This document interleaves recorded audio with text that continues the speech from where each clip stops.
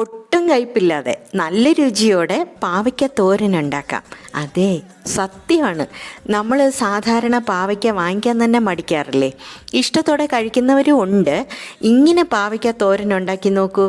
ഇതേ ടെക്സ്ചറിൽ ഉണ്ടാക്കിയെടുക്കണം. ഒരു പ്രയാസമില്ല. ലോ ഫ്ലെയിമിൽ അവിടെ വച്ചിരുന്നാൽ മാത്രം മതി. ഇതേപോലെ നല്ല രുചിയോടെ കിട്ടും. എങ്ങനെ ഉണ്ടാക്കാൻ നോക്കാമോ? സൂപ്പറാണേ. 100 ഗ്രാം പാവയ്ക്ക എടുക്കാം. എന്ന് വെച്ചാൽ ഒരു ചെറിയ പാവയ്ക്ക മതി. ആദ്യം ചെറിയ ക്വാണ്ടിറ്റി ഉണ്ടാക്കി കഴിച്ച് നോക്കിയിട്ട് ഇഷ്ടമായാൽ വീണ്ടും ഉണ്ടാക്കാമല്ലോ. ഇനി ഏറ്റവും പ്രധാനമാണ് ചെറുതായി പാവയ്ക്ക കട്ട് ചെയ്യുക എന്നത്. തീരെ കനം കുറച്ച് മുറിച്ചാൽ മാത്രമേ ഇതേ രുചിയിൽ ഉണ്ടാക്കിയെടുക്കാൻ പറ്റൂ. പാവയ്ക്ക തോരൻ ഉണ്ടാക്കുന്നതിൻ്റെ ഫസ്റ്റ് സ്റ്റെപ്പും പിന്നെ ഈ തോരൻ ഉണ്ടാക്കുന്നതിൻ്റെ ബുദ്ധിമുട്ടും ഈ ചെറിയ കട്ടിങ് മാത്രമേ ഉള്ളൂ. പിന്നെ എല്ലാം സിമ്പിളാണ്.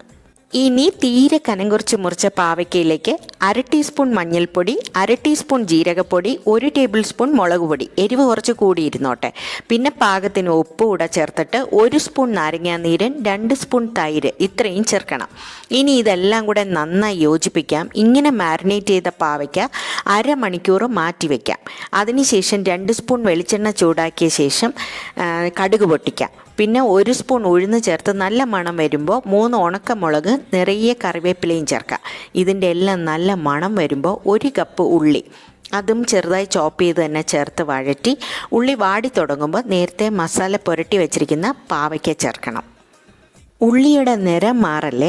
ഉള്ളി ജസ്റ്റ് ഒന്ന് വാടുമ്പോൾ തന്നെ മാരിനേറ്റഡ് പാവയ്ക്ക ചേർത്ത് നല്ലൊരു മിക്സിംഗ് ആണ് ഇനി വേണ്ടത്. പിന്നെ അടച്ചു വെച്ച് സ്ലോ ഫയറിൽ കുക്ക് ചെയ്യാം.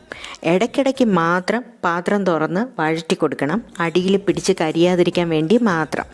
അങ്ങനെ ഈ ഒരു ബ്രൗൺ കളേർഡ് ടെക്സ്ചറിൽ എത്തുമ്പോൾ 2 സ്പൂൺ തേങ്ങ ചേർക്കണം. വീണ്ടും മിക്സ് ചെയ്ത് പാത്രം അടച്ച് സ്ലോ ഫ്ലെയിമിൽ വരട്ടിയെടുക്കുമ്പോൾ എന്ത് രുചിയാണെന്നറിയാമോ?